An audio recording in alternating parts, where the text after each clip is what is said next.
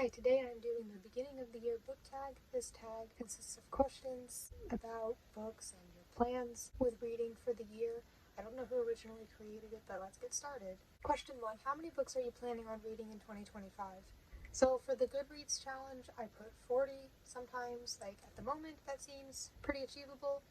But maybe somewhere in the middle of the year I'll slow down and not be reading as much, and so then it'll end up seeming less achievable. But overall, I think I'll probably read more than that. I don't have a specific number of books I plan on reading throughout the whole year. We'll kind of just see how it goes. There are definitely a lot of books I want to read, and I know I'm not going to run out of any. I know I've got about almost 200 books on my TBR at the moment, and that's often getting added to. Not every day, but pretty often.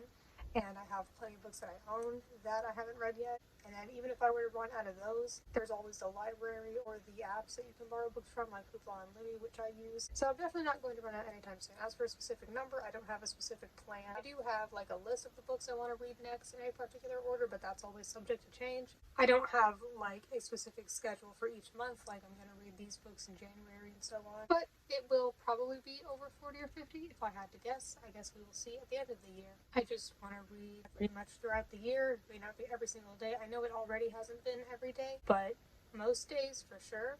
I think it's less about how many books I want to read and more just about reading in general, and then we'll see where that goes. Question 2, a book you're likely to reread this year.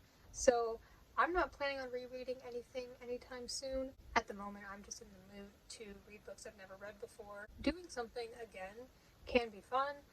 It's easier with something like a movie because it won't take as long as the book. If it's a shorter book, it's more understandable. If it's a longer book, though, it might take me another week or two or however long to read it. And so it's a little less appealing, especially when I've got all these other books that I want to read first that I haven't read. So there aren't really any rereads in the plans. There are a lot of books that I've read before that I would like to do a review of, but it's been so long that I feel like it wouldn't be very fair for me to give a review now because I'd want my review to be somewhat fresh, like a few days or weeks after I've read it, instead of just skimming through the book so that I can take notes on it and make a review of it. So there are many books I would like to do that with, plus some of them I just, like all those books I know I really enjoyed, so if I were to reread them, I'd probably enjoy them anyway. So I might go on a journey of that at some point, but probably not anytime soon. I have made lists of books to reread. There are quite a few on there, some for the sake of making a review, some just because I want to read them again, and most of them are books that I read a few years ago. So I don't have a specific book as an answer for this question. I don't know if I am likely to reread any. It's possible that I will not. Not this year at least. But at some point, maybe I will feel like rereading some books, and I think I would do that when I'm feeling like it and not forcing myself to do it. Maybe if I'm kind of in a slump or just not feeling like reading anything new, basically the opposite of how I feel right now, then maybe I'll do it. The thought is definitely there. Question 3, a priority read on your 2025 TBR. That would be On Lavender Tides by Travis M. Riddle. This is the first book in the Jekyll series, which is a Pokemon-inspired regression fantasy series. This book has been out in March. It will have been 3 years, and I just recently finally got it. I have read a few books by this author before. He's one of my favorites. I was on the author's Patreon a few years ago, around the time the book was released, and I kept forgetting this every time I would show the book in a video or even when I got the book. But I know that my name is in the acknowledgments of this book, Dirt King, because it was released when I was on the Patreon, and then this book was released just a month after that, so I kept forgetting to look to see if I would be in the acknowledgments of this one too. I think I was still on the Patreon at that time, so I'm going to look now. In that case, those would be the only two because I left the Patreon, so those would be the only two books that would have my name in the acknowledgments. Okay, yeah, my name is in the acknowledgments here. My first name is in there, so this is my first time actually saying that. I remember thinking that it was probably in this book, but I didn't have it until recently, so that's really cool. So anyway, yeah, this is definitely a priority read, definitely one of the next books that I want to read. So there will be a review of this probably in maybe March. Really excited to read it. This is a 6-book series. I have this one and the third one, Makanale Rumble, but I am really excited to read this series. I've read the Houndstooth trilogy by him, seen his books here, I've done reviews on those books, and that was really good. So this will be the second series of his that I've read. This one's much longer, but I have a lot of faith in it that'll probably be pretty good. So yeah, this is definitely a priority. When I was on the Patreon, I got to read the first few chapters of it, and I remember enjoying them. When I start reading this though, I'll just start from the beginning because it's been a while. But this is definitely a book that I've been wanting for a while, and I'm really excited to finally start reading it. Question 4. An author you won't be reading more books from this year. This is quite the intense question. It's basically choosing an author to single out and say, I'm not going to read any more from you. But that doesn't necessarily mean that you don't like them. That could just mean maybe they don't have any new books coming out this year, or you've read them all, or whatever. So I thought about my answers before filming this video, and I do have an answer for this. And I am deciding to go with Geneva Rose. Last year I read Home is Where the Bodies Are, and I did enjoy that book, but I think the main things I enjoyed about it were a lot of things about the content of it, like the setting and the VHS tapes, and things that weren't exactly unique to that author. That's just what the story contained, that specific story. I don't plan on reading any of her other books. I don't know if I'd enjoy them. I enjoyed the book overall, didn't absolutely love it. I gave it 4 stars. I thought it was pretty good, but I don't know if I would enjoy that author's style and other books. If you've read her other books and you think I should read them, you can let me know that and let me know why. I'm not saying that I will never read another book of hers again, but at the moment I do not plan on reading any of her other books. I don't know if I enjoy them, and none of the others I've seen really seem interesting to me. So that's who I picked for this, but that is in no way any hate towards her, because I don't have anything against her, and the one book of hers I have read I did enjoy. I just don't plan on reading more from her. But it's always nice to read authors I've never read from before, which I think I do pretty often nowadays. Question 5. Something new you want to read. The question in parentheses has new genres or tropes. I think that I would like to read more science fiction because it's definitely not my favorite genre, and I would like to explore more of it. And I'm sure that there is good science fiction out there. I'm sure there's some that isn't too complicated or boring, because that's my issue with a lot of it. I just find it really complicated or boring. But I know that it's not all like that. I just need to find the right ones. It's a very big genre. I'm sure there are many that I would like. Plus, even if it's complicated and boring to me right now, there's a chance that it could become less like that in the future. Maybe in a few years I will absolutely love science fiction. Now, I know I don't have to, so I'm not going to force myself to like it, but I definitely want to try reading more. There are a few more science fiction books on my TBR, and if you know of any good ones, please let me know, especially if you feel like they're good for starting out, instead of ones that are like, I don't know, 15-book series, they're all like 500 pages and they're like really complicated. Then those might not be the best place for me to start, but I'm definitely open to it. I'm not trying to read like every genre out there, but I know that that's a popular one, and I definitely want to read more of it. I'm open to reading more Christian fiction as well. I haven't read very much, if any of that, but I would like to read more of that. There's a little bit of that on my TBR, at least one book, so I definitely want to read more of that as well. I think that I'm more likely to enjoy, but maybe not all of it. I do know that with these things, it definitely depends on the book itself, and I'm not going to judge a whole genre, just the individual books. Question 6, a popular book you want to read. So I don't know if I'm going to get to reading this year. When something is newer, that kind of makes me more likely to want to read it. Sometimes it can wait, and then it ends up being a few years just because there are so many other books I want to read. But I did decide my answer for this one would be Remarkably Bright Creatures by Shelby Van Pelt. I've seen this book a lot in different places. I saw it at the thrift store, I see it at bookstores, I see it being talked about by booktubers. Last time I checked, it has like over 800,000 ratings on Goodreads, and that's pretty high, so it seems pretty popular. Now, while I did see it at the thrift store, I planned on just borrowing it from the library, so that's probably how I'm going to read it. I don't know when I'm going to do that, but if you've read that and you feel that I should read it sooner, then let me know and let me know why, and then maybe I will. From what I've heard about it, it seems pretty interesting. I think that I would likely enjoy it. It seems that it's been pretty well received, but of course, like with all books, I want to see for myself if I would like them instead of just taking other people's word for it. I'm never going to say that a book is good or bad unless I've read it myself and developed my own opinion. But yeah, that's my answer for this one. I think it just came out within the last few years, so I'm excited to check it out at some point. It seems pretty unique, and I think I would like it. Question 7, most anticipated 2025 book release. Well, I've gone over this quite a few times on my channel already, but if that's what the question asks, then I will always answer it with the same book, and that is Fahrenheit 182 by Mark Hoppus from Blink-182. That I'm really excited for. It gets released this April, not too far away from now. I definitely plan on getting a hardcover and audiobook. I definitely want to read it as I listen to it, especially because it's being narrated by Mark himself, and I really like his voice, so I think I'll enjoy that. Usually with memoirs like that, like by celebrities, they're oftentimes the audiobook is narrated by the author, but not always, so I was very happy to hear that this one will be, so I'm really excited for that. I don't think I've ever listened to an audiobook while reading a physical book at the same time. Usually I just have one format going on. I mean, maybe like for books we've read in school, but that's a little different. I'm talking about books I've read on my own. But yeah, on my own, I don't think I've ever done that, so I'm excited to do that. I think that'll be fun. I think that'll make it easier too. I don't know. And then most anticipated book release after that one is Sunrise on the Reaping, of course. And then there are a few others, but those are definitely the two big ones. Question 8, a bookish goal for 2025.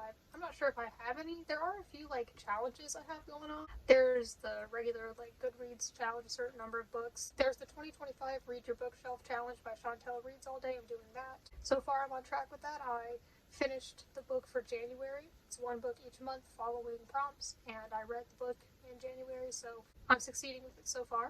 And I saw Jesse the Reader do a book bingo thing for the year, and I saw that and I was like, that's pretty cool. I think I want to do that too. But then some of the challenges were specific to him. One of them was doing another video in a specific series he had on his channel, and I was like, I think I should just do my own. So I just came up with some objectives. Some of them were ones that he had, and then some were just my own. I don't have a physical version of it yet. I just have it in Google Docs. I might print out a version of it at some point, but that isn't really something I'm actively trying to get a bingo on, especially because it's not my main reading challenge for the year. It's just a fun little thing I did, and then at the end of the year we'll just see which ones I accomplished, just because I thought it would be fun. I've also seen the Read Your Height challenge, and again, I'm not actively trying to complete that. I feel like that's definitely easier to do the shorter you are, and I'm not super short. I'm not extremely tall, but yeah, I don't know if I'm going to achieve that. But that's just another thing where it's we'll see at the end of the year how that went. So, besides all those challenges, I don't have a specific goal, I guess. Just want to read a bunch of books that I want to read this year. Like I said, I want to read more science fiction, and besides that, I can't really think of any sort of specific goal that I have. I'm just excited to read more this year and have my first full year on BookTube because I started my channel last year in July, so I'm just excited to do more with both of those things. Question 9, a book that's been on your TBR you probably won't ever read. So at first with this question, I was like, well, I don't know if that makes much sense because I know for me at least, I'm not going to put a book on my TBR if I don't think I'm ultimately not going to read it. And I do take books off of the list sometimes. But I thought about it and realized that I actually could have a few answers for this because there are some books that are hard to find. The library doesn't have any copies. There aren't any copies on those online apps that I use. My cat's making an appearance. There's his tail. They're not on Amazon or anything. They're not at any local bookstores. So they can be hard to find. There are a few books on my TBR that are like that. One of those being Meet Me in St. Louis by Sally Benson. So I watched the movie last year and I enjoyed it, and apparently it was based on a book, so I was like, I'll read the book too. I don't know if the book itself was ever very successful. I'm guessing not a lot because it doesn't seem to be in print, and like I said, I couldn't find it in any library. It might be there in a used bookstore somewhere. I don't know how many copies were made. It doesn't seem to be extraordinarily rare. I saw a review of it from maybe 10 to 15 years ago, so maybe it was in print then. So it wasn't like it was only in print at the time of its publication. It doesn't seem like it's been an absolute classic that's still in print today. I don't know where I can find a copy of this. I know that there are apps for selling used books, and if I ever have seen it being sold, I don't remember if I have with that specific book, but if I have, it was probably sold for a really high price. Sure, it's on Amazon, but it's $100, $200 because it's somebody reselling it, so maybe it's considered rare now, I don't know, but that is my answer for this. So I don't know if I'm ever going to read that, just because I don't know if I'll ever be able to even borrow a copy. But I haven't lost hope entirely. It's probably out there somewhere. I might find it. It might take a few years. Maybe they'll put it in print again someday. I don't know. But as of right now, I'm unsure. But it stays on my TBR because I am interested in reading it. Question 10, a series you want to read this year. So as I mentioned already, I definitely want to get to reading the Dracula series this year, which will definitely happen, at least with the first book. I don't know if I'm going to read the whole series this year. Maybe. I only have the first and third book, not the second, fourth, fifth, or sixth, but we'll get there. But this is definitely a series that I want to read, so this is probably the highest in terms of series priority. Really excited to get to that. I also definitely want to at least start reading the Poet Anderson series by Tom DeLonge and Suzanne Young. That one is also one I'm pretty interested in. Don't own any of them yet though, but I'll get there. Question 11, your auto buy authors going into 2025. So Travis M. Riddle is definitely there. I definitely want to own and read all of his books. I think he'll have at least one book coming out this year, so I'm excited for that. Someone else I just mentioned, I will want to read anything that Tom DeLonge puts out. And I guess we can say Jeff Kinney, the author of Diary of a Wimpy Kid. I've wanted to read and buy everything in the Wimpy Kid universe, and there seems to be a new Diary of a Wimpy Kid book every year, so I want to get that when it comes out. They usually come out near the end of the year, like October, so I'll get that whenever it comes out, I'm sure, and do a review of it. Starting with the most recent one, Hot Mess, I've started to do reviews of them, so I think I'll just do a review of each new Diary of a Wimpy Kid book each year. Question 12, a book to show adaptation you are excited about this year. I don't know if there are any show adaptations happening. So I thought about movies, and I was like, well, there's Paddington in Peru.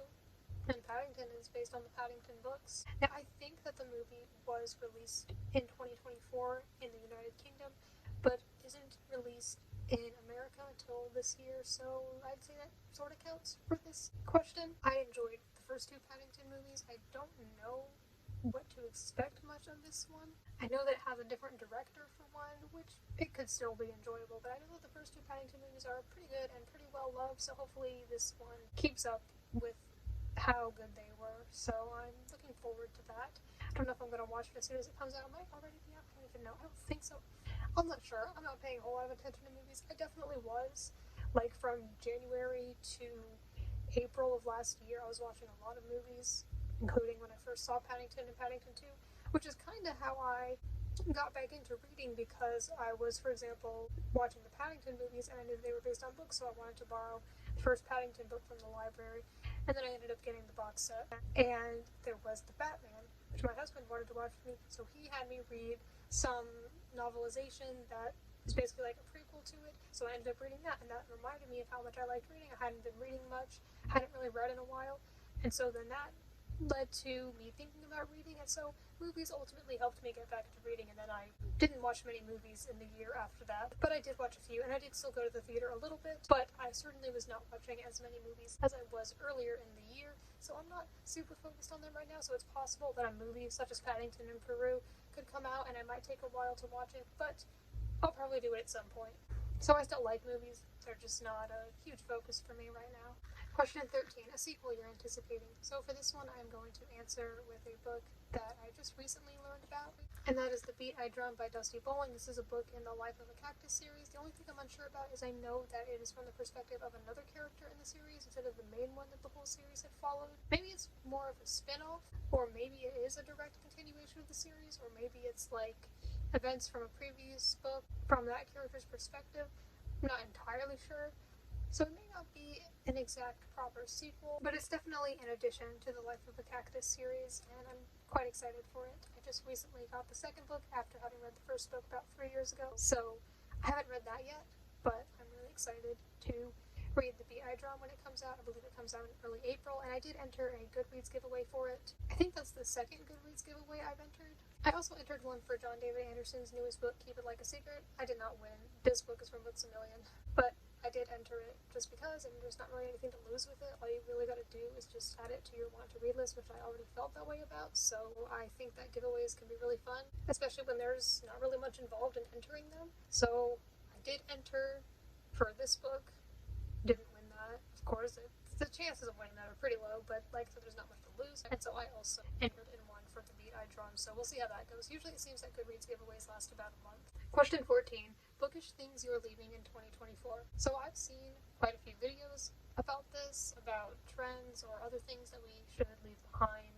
I don't know if I have a specific answer for this in general or for my life personally. I think there isn't a particular habit or anything that I want to stop. I know for a lot of people it's to stop making goals based on how many books you read and instead really focus on reading quality books. And I am still going to have number-based goals for me, but I know that I'm not going to skim through books or not actually read any just to reach that goal or anything like that. I know I will always genuinely read books and take my time, so I'm not too worried about that. But I definitely would like to leave behind, I guess, feeling any guilt, or I would like to perhaps not compare myself as much to others. Basically any guilt for maybe feeling like I'm not reading as much as I should. I remember seeing posts near the end of the year. People were talking about how many books they read, and some people were saying don't feel discouraged if you did not read 200 books or however many, because, and there was some chart with statistics, I don't remember the exact date, but it was basically saying that if you read even just one book this year, that is a lot more than the average American adult, or more than 50% of American adults, or I don't remember the exact number, but it sounded pretty comforting. So I think that if you read at all, even if it's just one book or a few books each year, that is definitely better than nothing. And I didn't really feel insecure about the number I read. I felt pretty good about it, but I know that is something that a lot of people can struggle with. I think comparison is just, we can say we don't compare ourselves to other people when it comes to things like that, but I feel like, especially when it's based on numbers, you just see, and even if you don't directly have that thought, of like, oh, they read more books than me. I think it just kind of happens. How you respond to that can differ depending on the person. So I don't know if I have a specific direct answer for this question.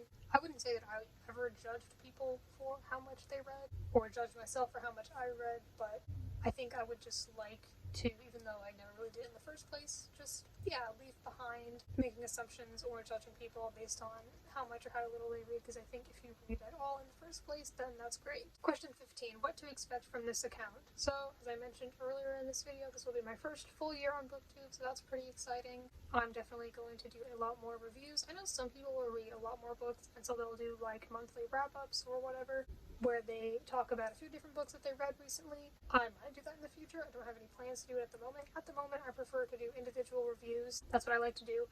And I will still do other videos like tags. There are a lot of tags I'd like to do in the future. This month, in fact, it was just my last video, I started doing book haul videos. So I plan on doing those throughout the year. I may also do other kinds of challenges, any other video types that come to mind. And also, I think I may have said this in my introduction, but I would like to sometimes make videos about other things. So I might make videos about music whenever that comes up, or whatever else I want to talk about. I think I said that in my channel introduction video, just to let people know that while this is primarily a book channel, it could in the future be about other things.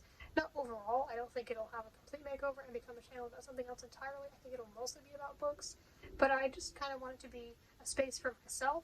It just has a primary focus on books, so it's ultimately a channel about me, not so much books, even though they talk about books, so hopefully that makes sense. Sometimes booktubers make videos about other things like TV shows they've watched recently or some kind of art project they were doing or whatever, and I think that's fine, and if people don't want to watch those videos, they do not have to.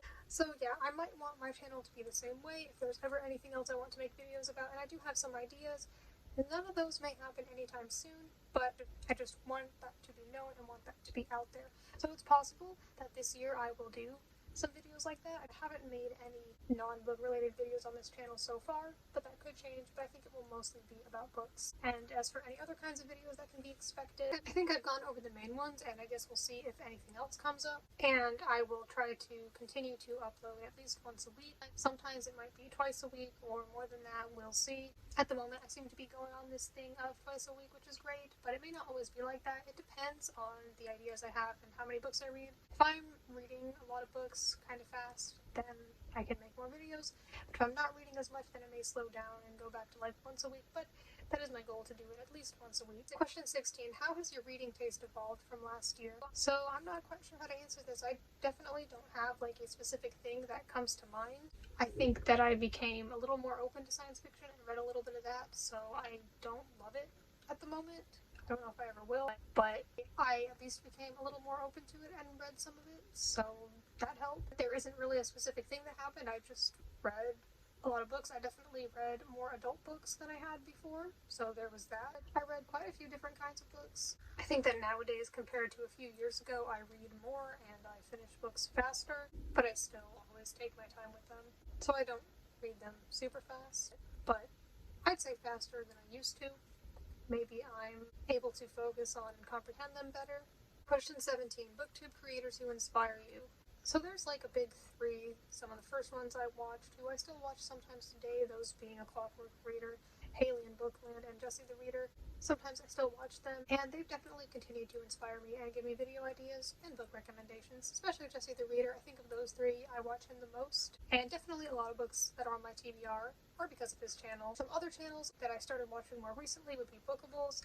I've watched a lot of her videos, and I definitely get a lot of ideas from her channel, specifically for tags. She's done a lot of tags. I really like Chantel Reads All Day. I know that I've had at least one book on my TBR from her, maybe more, I don't know, off the top of my head. But I'm also, as I mentioned, doing her 2025 Read Your Bookshelf Challenge. This is my first year doing her challenges. I think she's done them before, so I really like her channel. Recently I started watching Life on Books, and I haven't watched a lot of his videos, but I like his perspective on things like what I was talking about goals based on how many books you should read, and I think that he has a lot of good, fresh ideas about reading and different ideas for goals other than just reading as many books as you can. And I think that he is good at offering different perspectives and giving advice regarding reading. I like Jonathan Cohn as well, and there are some other BookTube channels that I'm subscribed to.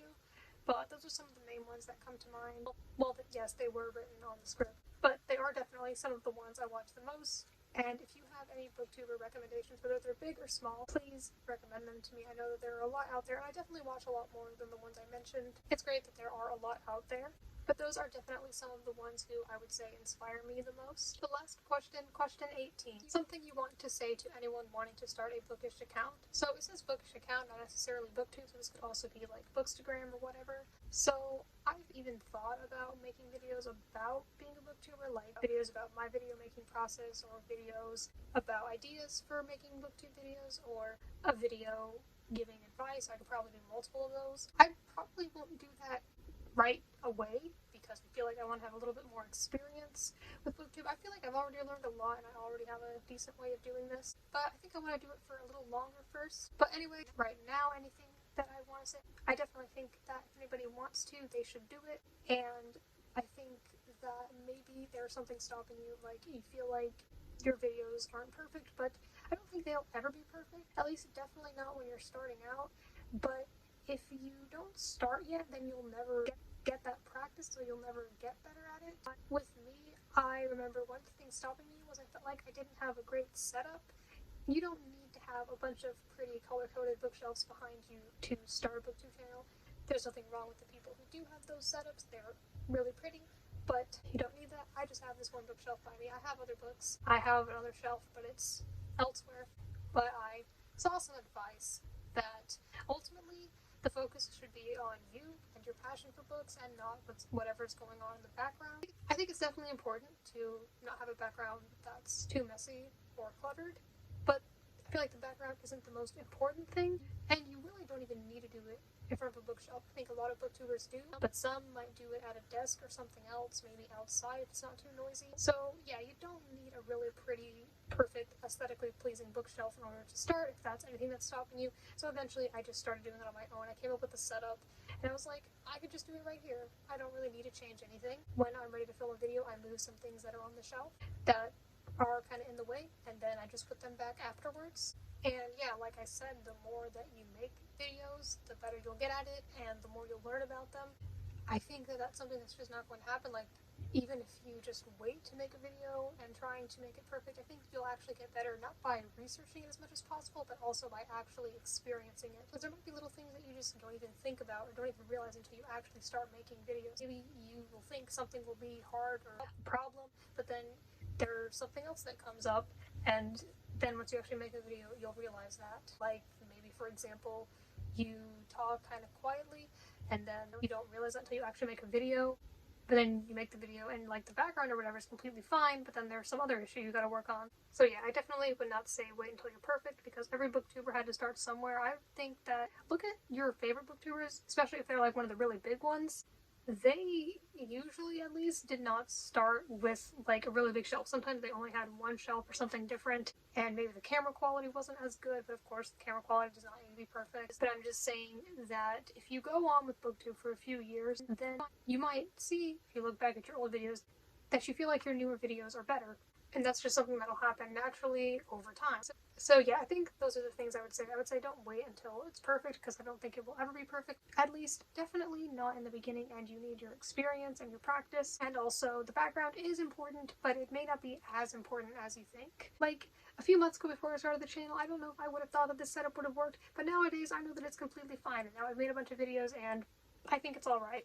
So yeah, like I said, you definitely don't need an absolutely perfect bookshelf. So that was the beginning of the year book tag for 2025. Maybe I'll do this in future years, we'll see. My cat is back, so you might see his tail. I have not done a tag more than once, but if it's one like this that could be done annually, then I might.